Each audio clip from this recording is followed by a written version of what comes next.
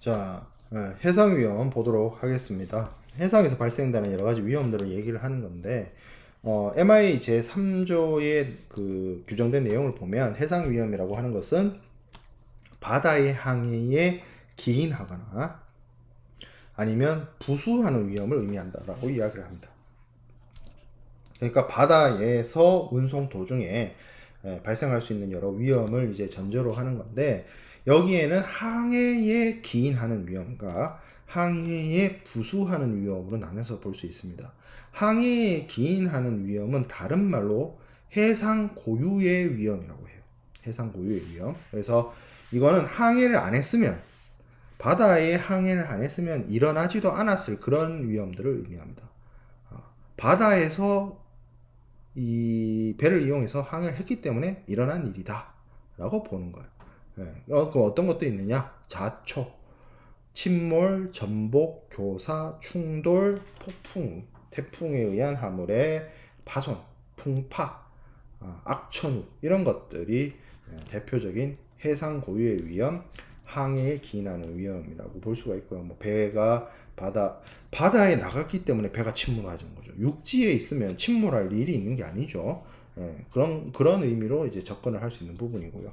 항해에 부수하는 위험이란 건 뭐냐면, 항해를 쉽게 얘기하자면 항해를 하지 않았더라도 발생할 수 있는 위험이라는 건데, 대표적으로 화재, 전쟁, 불은 바다에서도 나고 육상에서도 나요. 그리고 전쟁, 바다에서도 전쟁하고 육상에서도 전쟁하죠. 해적은 바다에만 있는 것이 아니냐라고 하는데, 해적이 배를 버리고 산으로 올라오면 산적이 되고요. 산적이 배 타고 바다로 나가면 해적입니다.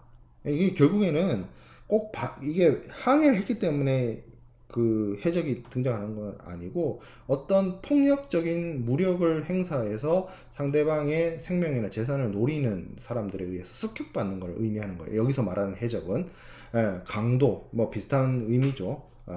이제 절도는 약간 이런 거죠. 강도, 해적, 이거는 칼이나 총을 들이면서 내놔라고 하는 거고, 이제 절도는 몰래 훔쳐가는, 좀 다르죠.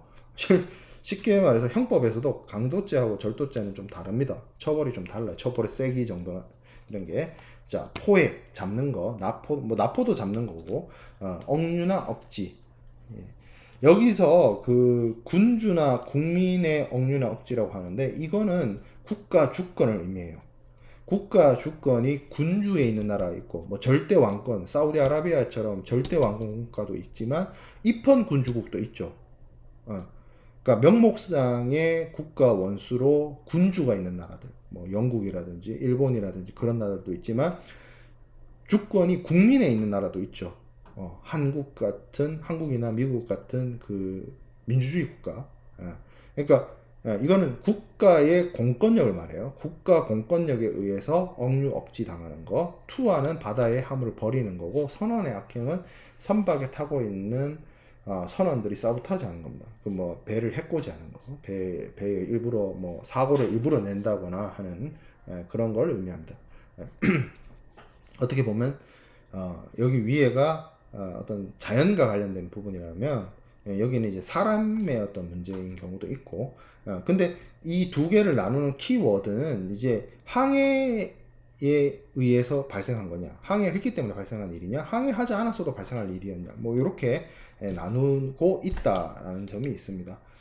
그리고 해상보험에 있어서의 특징은 뭐 앞에서도 설명을 했지만, 정말 바다 위에서 발생하는 이벤트에 대해서만 보험회사가 책임져 주는 게 아니에요. 육상 구간으로 확장됩니다. 메인 운송 구간이 바다일 뿐입니다. 자, 그러면 이 해상 위험이 인정받기 위해서는, 특히 보험자로부터 보상을 받기 위해서는 다음의 요건을 갖추어야 그 해상 위험으로서 인정받고 보험자로부터 보상을 받을 수가 있는데, 기본적으로 어떤 것이어야 하느냐? 담보 위험이어야 됩니다. 보험자가 책임을 져주는 그런 담보 위험이어야 되고, 위험이 발생을 했으면 그 위험으로부터 피보험자나 보험계약자의 손해가 발생을 해야 돼요. 어떤 이벤트가 발생을 해서 뭐 태풍이 올라왔어요. 근데 아무런 문제가 없었어. 선박에 데미지도 없고 화물이 부서지거나 박살나지도 않았어. 그러면 굳이 경제적 손실이 없고 경제적 이해관계에 피보험 이익에 대한 손실이 없기 때문에 보험자가 보상할 이유가 하나도 없죠. 그래서 위험이 손해에 직면해야 돼. 손해가 있어야 되고 그 손해는 담보 위험이어야 한다라는 점이 해상 위험의 요건이고, 또 무엇이 있느냐? 우연성이 있어야 돼요. 예측할 수가 없어야 돼요. 그러니까 이런 거죠. 여러분들 앞에 내일 어떤 일이 일어난다는 사실을 알고 있다라고 칩시다. 그러면 뭐 뭘 해야 될까요? 주식을 사야 되나요? 아니죠. 내일 어떤 일이 발생을 한다라는 걸 예측할 수 있으면 거기에 대한 대응을 마련할 수 있습니다. 근데 우리 사회에 많은 인명사고를 내거나 큰 피해를 발생시키는 많은 일들이 예측하지 못했기 때문에, 그 누구도 그런 일이 발생할 거라고 예측하지 못했기 때문에 일어나는 일들이에요. 그래서 이 해상 위험이라는 거는 기본적으로 그런 예측하지 못했던 일들을 얘기를 하는 겁니다. 그러니까 사고가 일어날지 안 일어날지, 그 일어난다면 언제 일어날지, 그리고 어떤 규모를 가지고 어떤 형태로 사고가 발생할지, 그거 아무도 알 수 없는 거죠. 그런 사고여야만 그게 이제 해상 위험인 거고, 어떤 이벤트인데 그것을 그 관계자들이나 그런 사람들이 다 언제쯤 일어날지 다 알아. 그러면 그거는 어떤 보험의 부보 대상이 될 수가 없는 겁니다. 자, 불가항력성. 반드시 천재지변이어야 되느냐, 사람이 어찌할 수 없는 일이어야 하느냐, 꼭 그렇지도 않아요. 이게 뭐 그거는 천재지변이 아니라 사람에 의한 인위적인 위험도 보상을 해주기 때문에 반드시 다 불가항력이어야 하느냐, 뭐 그런 건 아닙니다. 그리고 비장래성, 보험 계약 체결 이후에 발생하는 사고를 원칙적으로 계약 체결 시점 이후에 발생된 사고에 대해서 보험자가 보상하는 걸 원칙으로 하는데, 우리가 소급 보험에 예가 있습니다. 기간 보험이나 아니면 어떤 수입자나 피보험자가 어떤 보험 목적물의 상태나 이런 걸 알지 못하는 상황에서 그 소급 보험을 부보를 했을 때는 비장래성도 사실 뭐 조금 예외의 경우가 있기는. 자, 그리고 위험이 발생 가능한 일입니다. 아무리 어떻게 보면 뭐 발생 가능이 없는 일이라면 보험에 당연히 들지 않을 것이기 때문에 위험이 발생 가능한 것에 대해서 보험을 통해서 보호를 하는 거죠. 뭐 또 반대로 생각을 해보면 이미 발생된 사고나 이미 손실된 어떤 피보험 이익을 보험에 들거나 할 수는 없는 일입니다. 뭐가 있어야 그 뭐를 가지고 보험을 들고 그 뭐에 끼친 악영향에 의해서 손실이 발생을 했을 때 보험을 통해서 해결할 수 있는 것이지, 그 뭣도 없다면, 그 어떤 것도 없다면 보험을 들 수가 없겠죠. 그리고 위험이 적법해야 됩니다. 어떤 법에 어긋나거나 하는 일이 없어야 되고요. 그리고 고의성을 갖고 사고를 내거나 어떤 자발적인 사고나 이런 것들은 안 됩니다. 물론 공동훼손의 경우에는 이런 어떤 고의성이나 자의적인 행위에 대한 부분에 예외가 있지만, 우리가 공동훼손을 아직 정확하게 배우지 않았기 때문에 이 부분은 우리가 해상손해에 가서 공동훼손을 공부할 때 다시 이야기하도록 하겠습니다. 위험이 한정성입니다. 보험은 무한대의 책임을 보험회사가 지는 것이 아닙니다. 보험 계약에 따라서 정해진 보험 금액 한도 내에서 보험회사가 책임을 부과하기 때문에 그 한계를 갖고 있다. 한정을 한다. 보험자 책임을 한정한다는 측면이고, 해상 위험을 우리가 구분을 할 때 보험자의 면책을 기준으로 좀 나눠보면 담보위험, 면책위험, 비담보위험 이렇게 나눠서 생각을 해 볼 수 있습니다. 이건 뭐 그렇게 어려운 내용은 아니에요. 담보위험이라고 하는 거는 퍼릴이 우리가 해상손해의 원인, 손인, 사고의 원인이라는 의미로 사용된다 라고 했고, 커버드가 우리가 그 어떤 액션 영화나 이런 거 볼 때 어모 사격, 내가 뛰어 들어갈 테니 동료한테 네가 호의 사격, 엄호 사격을 해줘라고 얘기할 때 이제 커버해달라 이런 얘기를 하죠. 이 커버가 쉽게 말해서 보험자가 사고 발생 시에 어떤 경제적 손실에 대해서 보상을 해주겠다는 의미의 한국어로 얘기했을 때 보호해주겠다. 보험으로 보호해주겠다. 부보해주겠다. 그러니까 부보란 말이 보험으로 보호해주다 뭐 이런 뜻이거든요. 예, 그걸 해주겠다는 것이기 때문에 그러니까 어떻게 보면 보호받을 수 있는 보호받을 수 있는 사고 원인 이 뜻이에요. 담보위험이라는 게 결국 뭐예요? 보험자로부터 보상받을 수 있는 사고 원인을 의미합니다. 이런 것들은 보험 계약에서 정해지죠.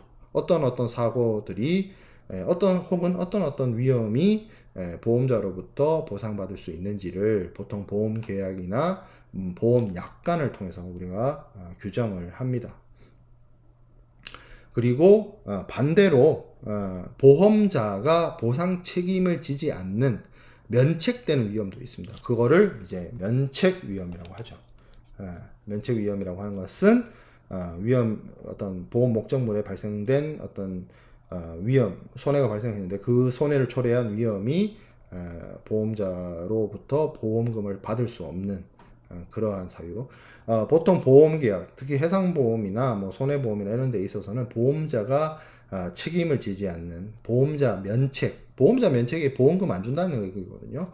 그래서 보험자가 면책될 수 있는 사안에 대해서 면책 조항을 두고 거기에 규정을 해 놓았습니다. 비담보 위험이라고 하는 거는 담보 위험도 아니고 면책 위험도 아닌 어중간한 얘기예요. 사실은 이게 보통 요즘에는 포괄보험을 들기 때문에 포괄보험 체계 하에서는 이 비담보 위험이 없다라고도 볼 수 있는데 이제 포괄주의가 아니라 열거주의의 경우에는 보험자가 책임지는 것도 아니고 보험자가 면책되는 것도 아닌 애매한 애들이 있어요. 사실 이런 부분은 실무적으로 잘 없긴 하지만 있다 한들 이런 문제는 이 비담보 위험이 면책이다 아니다를 갖고 치열한 법적 다툼을 할 수밖에 없어요. 그래서 뭐 어떻게 보면 이 비담보 위험이란 개념은 그냥 이론적으로 존재한다 이렇게 이해해도 크게 문제 없을 것 같습니다. 그래서 여러 가지 우리가 앞에서 간략하게 살펴본 해상 위험들이 있었지만 그 해상 위험들 중에서 보험자가 책임져주는 위험은 담보 위험인 거고 책임져주지 않는 거는 면책 위험입니다. 간단하게 말해서. 자, 그러면 이 보험자가 책임져주는 위험과 책임져주지 않는 위험을 규정하는 방식을 기준으로 나눠 봤을 때 포괄 책임주의가 있고 열거 책임주의가 있습니다. 좀 쉽게 설명하면 포괄 책임주의는 면책 위험을 빼고 다 책임져 주는 거. 이거죠. 요거는 면책이야. 요거 빼고 다 책임져 줄게. 가 포괄 책임주의고 열거 책임주의는 말 그대로 나열하는 거예요. 열거하는 거예요. 이거는 책임져 줄게. 이게 열거 책임주의예요. 어떤 것이 상식적으로 판단해 봤을 때 여러분들이 판단해 봤을 때 보험자의 책임이 더 넓겠죠? 어느 게 더 넓겠죠? 포괄 책임주의가 넓죠. 그냥 제목 타이틀만 봐도 그러니까 제목이 힌트야. 그렇죠? 포괄 책임주의가 조금 더 보험자의 책임이 넓습니다. 왜? 면책 위험 빼고 다 해주기로 했기 때문에. 근데 열거 책임주의는 나열되어 있어야 된단 말이에요. 그 나열되는 사안에 대해서 딱 맞아 들어가야 되기 때문에 어떻게 보면 보험자의 책임 범위, 쉽게 말해서 담보 위험이 좁아요. 그러면 상식적으로 생각을 해봤을 때 포괄 책임주의를 선택했을 때가 보험료가 비싸겠어요? 열거 책임주의를 선택을 했을 때 보험료가 비싸겠어요? 당연히 보험자의 책임, 보험자의 보장 범위가 넓을수록 보험료는 비싸집니다. 그래서 포괄 책임주의의 경우에는 보험자의 담보 위험도 넓고 보험료도 비쌉니다. 자, 설명 한번 볼게요. 포괄 책임주의는 해상보험 계약에서 보험자가 부담하는 위험을 법적 면책 위험 혹은 약정 면책 위험. 이거는 법에서 정한 면책 위험이냐, 보험자와 피보험자가 정한 면책 위험이냐 그 얘기예요. 그러니까 다시 얘기하면 면책 위험을 제외한 사고로부터 다 보상을 해준다 라는 거고, 협회 적하 약관, 우리가 사용하는 협회 적하 약관에 있어서는 ICCAR이나 ICCA, 구협회 적하 약관 올드 약관에는 ICCAR이고, 이 AR은 All Risk의 줄임말입니다. 그리고 신협회 적하 약관에서는 ICCA, 요 두 개가 포괄 책임주의고요. 열거 책임주의는 책임지는 위험, 보험자가 책임지는 위험을 구체적으로 이런 식으로 나열해 둔 거고, 거기에 해당이 되면 보험자가 보상을 해주는 그런 방식입니다. 이걸 뭐 제한 책임주의라고 하는데, 협회 적하 약관을 기준으로 놓고 봤을 때 구약관에서는, 올드 약관에서는 ICC-FPA, ICC-WA가 해당이 되고요. 신협회 적하 약관에는 ICC-B와 C가 해당이 됩니다. 이 각각의 ARA, FPA, WA, BC 이런 협회 적하 약관에 어떤 것들이 들어가는지는 중간고사 이후에 우리가 협회 적하 약관의 내용들을 샅샅이 살펴볼 시간이 있습니다. 그때 보도록 하고요. 지금은 협회 적하 약관을 공부하는 시간이 아니라 해상 위험이 어떤 것들이 있느냐, 보험자가 책임지거나 보험자가 책임지지 않는 바다의 위험한 일들이 무엇이 있느냐를 살펴보는 시간이기 때문에 넘어가도록 하겠습니다. 자, 그럼 해상 위험의 종류를 한번 살펴보도록 할게요. 기본적으로 해상 고유의 위험, 우리가 해상에 기인하는 위험이 있고 해상에 부수하는 위험이 있다라고 얘기를 드렸는데, 이 해상 고유의 위험이 가장 대표적인 해상에 기인하는 위험입니다. 바다에서 했기 때문에 발생된 위험이다. 해상 고유의 위험, 영어 표현도 Force of the Sea예요. 바다의죠. 여기 이 전치사가 of이에요. of를 쓰죠. 대표적으로 침몰이 있습니다. 뭐 안타까운 사건이지만 뭐 대표적으로 세월호 사건, 이것도 침몰이죠. 바다에 이제 가라앉아서 더 이상 선박의 항해가 불가능한 상태인데, 침몰도 굳이 나누면 이 신몰과 천몰, 그러니까 이게 깊게 해가지고 구조가 불가능한 상태의 침몰이 있고, 좀 얕은 바다나 호수나 어떤 운하 이런 데서 침몰해가지고 바로 이 선박을 건져 올릴 수 있는 그런 경우로 나뉩니다. 침몰도. 자, 그 다음에 자초와 교사가 있는데, 이게 문제가 뭐냐면, 제가 항상 이거 제가 해상보험론을 수업을 하면서 강조를 하고 이 두 개의 의미 차이를 강조하지만 사람들이 이걸 구분을 안 하고 써요. 최근에 수에즈 운하의 사건에 있어서도 그 수에즈 운하는 교사거든요, 교사. 근데 많은 국내 언론의 기자들이 그것에 대해서 자초라는 표현을 씁니다. 수에즈 운하에 있었던 에버 기븐호 사건은 교사예요. 수에즈 운하 한복판에서 교사된 거예요. 자, 뭐냐면 자초하고 교사의 기준이 뭐냐면, 자초는 스트랜딩이라고 하는데 선박이 암초나 견고한 물체죠. 딱딱한 물체에 부딪혀가지고 거기 턱 걸리거나 올라가거나 해서 선박이 오도 가도 못하는 상황이 되는 경우를 자초라고 하고요. 스트랜딩이라고 하고요. 교사, 그라운딩은 뭐냐면 모래나 진흙같이 부드러운 거에 걸렸는데 못 빠져나오는 경우 있죠. 이것도 마찬가지로 선박이 오도 가도 못하는 진퇴불능, 뭐 그런 상황이 되는 것을 교사라고 합니다. 그래서 상황이 좀 달라요. 다르게 표현합니다. 자, 그 다음에 충돌, 꽝 부딪히는 건데, 이거는 충돌은 좁게 보면 선박과 선박이 부딪히는 걸 의미하지만 바다에는 선박만 있는 것이 아니라 여러 가지 구조물이라든지 뭐 아니면 뭐 난파선이라든지 아니면 부표라든지 아니면 해양 플랜트라든지 뭐 방파제라든지 되게 다양한 어떤 구조물들이 있고 다른 물체들이 있고 거기에 선박이 충돌할 수 있습니다. 그런 것들도 다 해상 고유의 위험에 해당이 된다라고 볼 수가 있고요.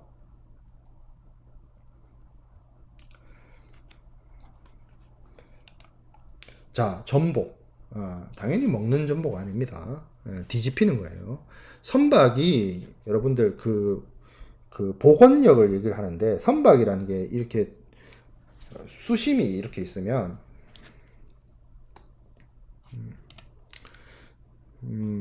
이렇게 있으면 배가 이렇게 좀 이상하네. 좀 그림을 글자도 잘 못 쓰지만 이렇게 있잖아요. 배가 있으면 보통 이렇게 이 너울이라고 해야 되나요? 풍랑이 집니다.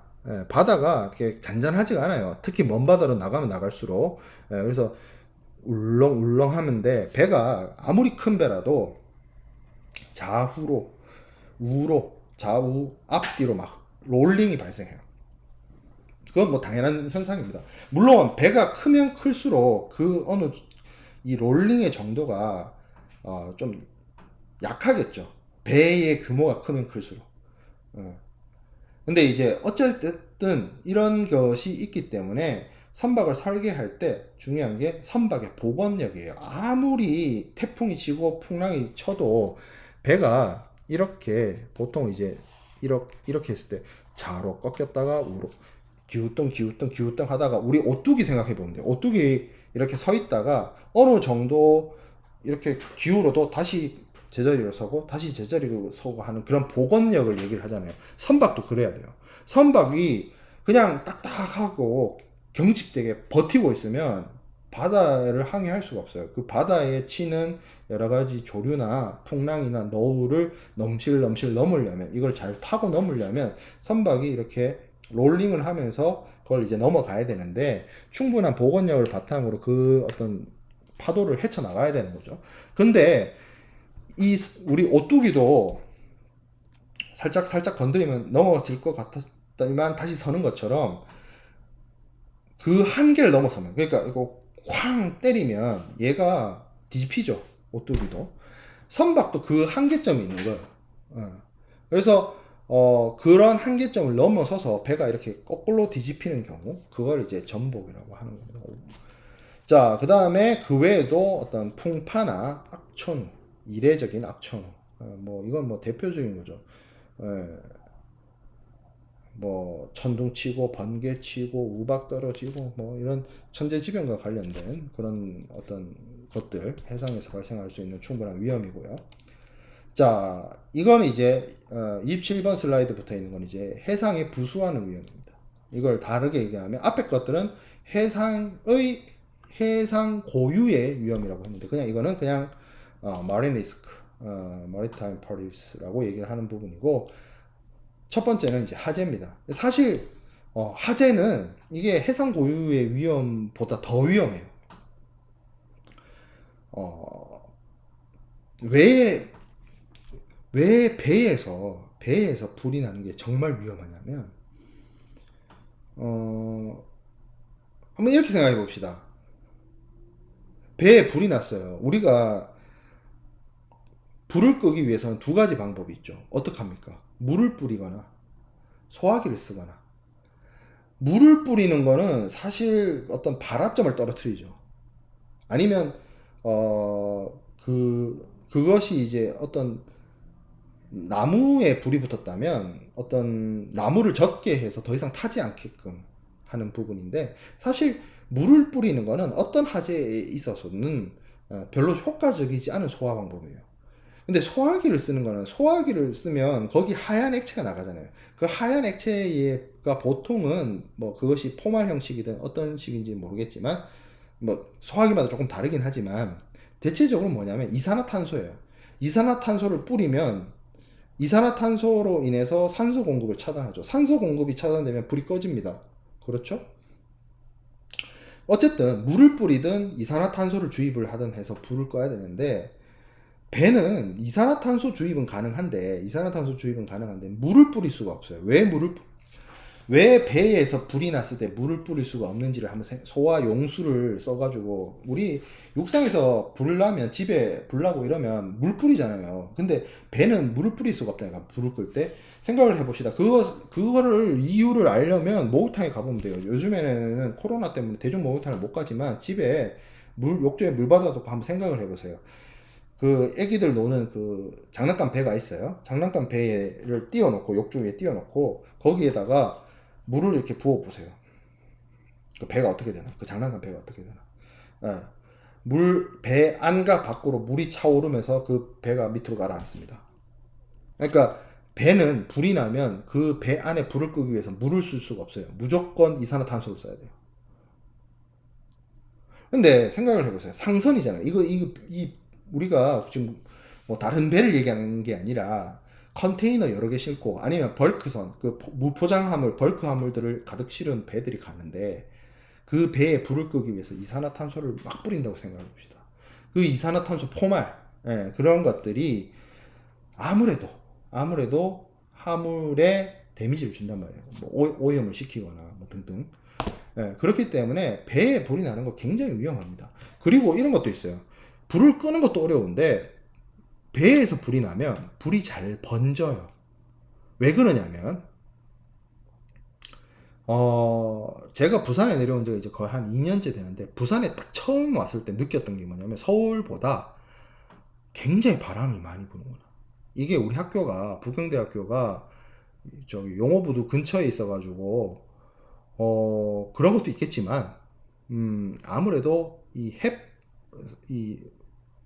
그 밤과 낮에 바다 쪽으로 불어 나가는 혹은 바다에서 불어오는 이 바람이 세요. 근데 우리가 학교에 있으면 저기 앞에 W 아파트도 있고 뭐 이런 건물들이나 산에 막혀가지고 바닷바람이 직방으로 때리는 거를 좀 막아줍니다. 육지에서는. 근데 내가 바다에 나간다고 생각을 해보세요. 망망대해에 수평선이 쫙 펼쳐져 있고 배 한 척 덩그러니 있어요. 어떤 센 바람이 불었을 때 그것을 막아주는 구조물이나 그런 게 아무것도 없어요. 근데 그 상황에서 불이 났어. 그러면 불이 삽시간에 퍼집니다. 불이 잘 번져요. 바람이 많이 부면 왜 불이 빨리 번지는지는 불을 끌 때 이산화탄소를 주입하는 거랑 똑같은 원리예요. 바람이 많이 세게 불면 산소가 공급이 원만해지고 불이 확 타오르게 되는 거죠. 그래서 이 배에서 불이 난다라는 건 굉장히 위험한 상황이고 거의 뭐 이거는 비상이에요, 진짜. 이건 뭐 회복 불가능할 정도의 큰 피해를 불가피하게 볼 수 없는 상황이에요. 그 상선에 불이 난다는 거는.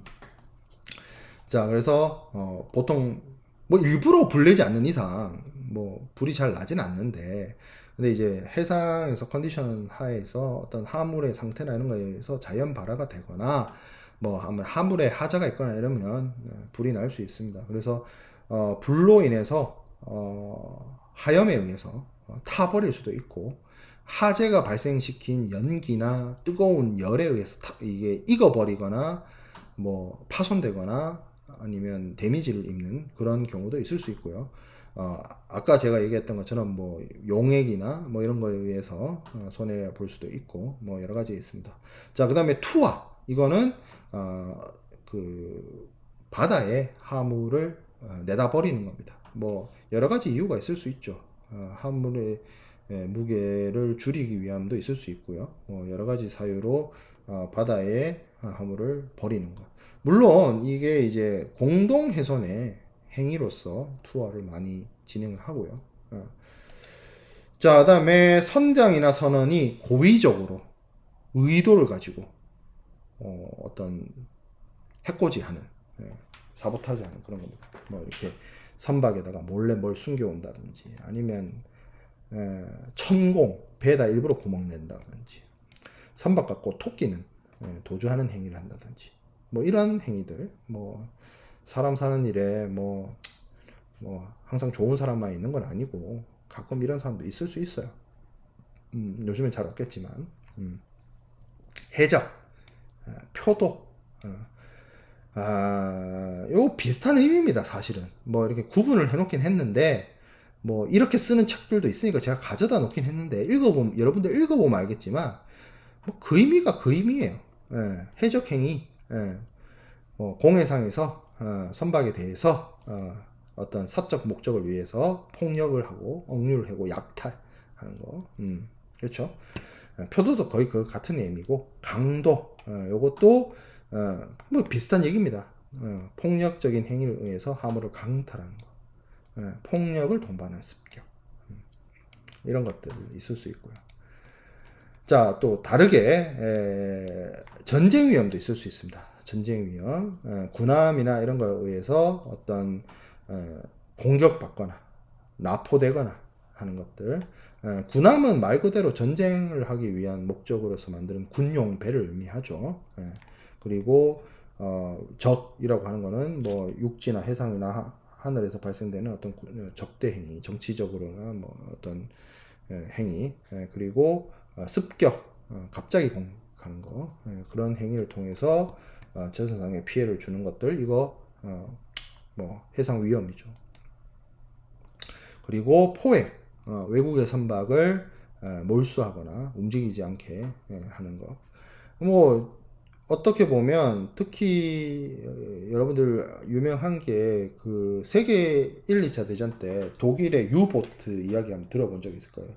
독일의 유보트가 왜 악랄했냐면 영국이 그 당시에 이제 프랑스는 뭐 6주 만에 항복하고 영국이 사실상 독일하고 이제 전쟁을 하는데 영국이 섬나라란 말이에요. 영국이 사실 그 그레이트 브리튼 섬 보면 우리나라 한반도하고 비슷한 규모입니다. 물론 한반도는 반도죠. 섬이 아니고 반도고 영국은 섬이라는 차이가 있는데 영국도 사실은 인구 대비해서 그 섬이 뭐 작은 섬이에요. 그리고 자원이 그렇게 많지 않죠. 그 영국 섬 자체에 있는 식량 생산량도 영국 사람들을 다 먹여 살릴 수 있는 그런 식량 생산. 또 한국보다 기후가 안 좋잖아요. 영국이. 그렇죠? 뭐 비도 많이 오고 이래가지고 농사 생산량으로 그 영국 섬 안에 있는 모든 사람들을 먹여 살릴 수 있는 그런 농업 생산력이 안 된단 말이에요. 그리고 뭐 그 영국 섬에서 무슨 철강석이 나오길 해요. 석유가 나오길 해요. 그래서 전쟁 도중에 많은 전쟁 물자들을 외국으로부터 영국 본토로 가져와야 되는 그런 상황이었는데 나치 독일이 그래서 유보트를 이용을 해서 영국으로 들어가는 상선들을 공격을 해요. 영국의 보급선을 끊어버리기 위해서. 그렇죠. 그걸 생각해 보면 됩니다. 그래서 포획, 해상 탈취. 물론 그 당시에 나치 독일은 무제한 잠수함 작전이라고 해가지고 그게 뭐 상대방 군함이든 여객선이든 상선이든 가리지 않고 공격을 했어요. 그 사실 제가 이런 얘기하면 이거 실강할 때였나? 뭐 다른 학교에서 제가 실강할 때 이런 얘기 하니까 비행기로 옮기면 되지 않았나요? 라고 하는데 비행기를 화물 운송에 인류가 사용하기 시작한 지가 50년이 채 안 됐어요. 60년대, 70년대 우리가 747이라고 하는 보잉사의 그 전보 비행기 있죠. 그 정도 규모의 비행기가 상용화되고 나서야 항공화물 운송이라는 개념이 크게 등장을 한 거지. 그 전에 국제 운송은 무조건 선박이었습니다.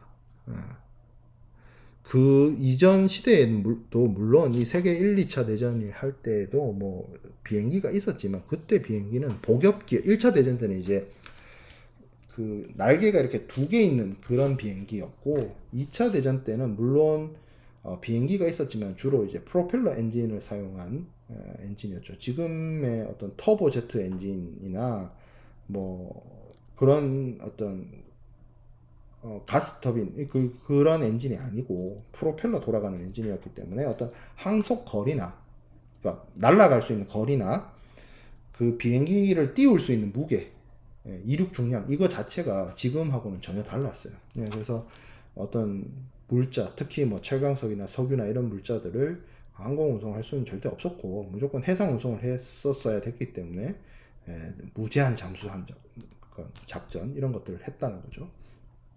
비슷한 취지입니다. 뭐 해상 탈취, 적대국 물자 뺏는 거, 그리고 뭐 적의 선박을 납포하는 거, 적의 선박이나 어떤 뭐 화물이나 이런 것들을 가져오는 거, 그런 어떤 적대적 군사 행위들 이루어지는 수 있죠. 해상 위험에 들어가는 종류입니다. 자, 그 다음에 군항, 군주, 국민의 강류나 억지나 억류. 사실 강류나 억지나 억류나 뭐 어레스트 뭐 이렇게 표현하기도 하고 디테인먼트 이렇게 얘기를 하는데 사실 비슷한 의미예요. 사실은 유의어라고 할 수 있어요. 유의어, 유사한 의미를 가진 단어들. 어쨌든 이런 것들은 핵심은 국가 공권력에 의해서 어떤 정치적으로 그리고 행정적으로 이루어지는 행위로서 상대방 국가의 혹은 상대방 기업의 어떤 재산이나 이런 것들을 어떤 물리력으로 막거나 뺏거나 하는 행위들을 이야기하는 부분입니다. 뭐 이것도 최근에 있죠. 뭐 북한의 핵무기와 관련돼서 대량 살상 무기를 만들 수 있는 원재료나 뭐 어떤 부분들을 각국의 항구에 입항을 하게 되면 그것들을 뭐 억류하거나 하는 조치들, 유엔에서 경제 제재하는 것들, 그런 것들을 보면 여러분들이 어떤 행위를 의미하는 것인지 충분히 이해가 될 수 있을 거라고 보고요. 그 외에 이제 일체 위험 이렇게 되어 있는데, 기타 일체 위험이란 거는 사실 열거 책임주의에 있어서의 문제가 아니라 포괄 책임주의에 있어서의 문제들이 해당이 된다라고 볼 수 있어요. 포괄 책임주의. 그러니까 이런 거잖아요. 포괄 책임주의를 설명할 때 제가 그랬잖아요. 면책 위험을 빼고 나머지 것들 다 보험자가 보상한다라고 했는데, 그것도 뭐 좀 있어야 될 거 아니에요. 그런 것들을 의미해서 이런 표현들을 넣었는데, 이런 거죠. 그 포괄 책임주의의 경우에 이런 것들을 구체적으로 모든 사유들을 다 적어 놓을 수가 없기 때문에 이와 비슷한 쭉, 그러니까 A, B, C, D, E, F 쭉 쓰다가 등등 이렇게 쓰는 게 아니라 이 앞에 나열된 것들과 비슷한 것들 뭐 이렇게 추가적으로 끝에다가 써놓는 것들, 그런 것들이 동종 제한의 원칙이나 뭐 기타 일체 위험이나 이런 식으로 표현을 합니다. 뭐 중요한 내용은 아니지만 이런 것들도 해상 위험을 나열하거나 규정을 할 때 표현되거나 사용되는 문구다라는 점을 이야기를 하겠습니다.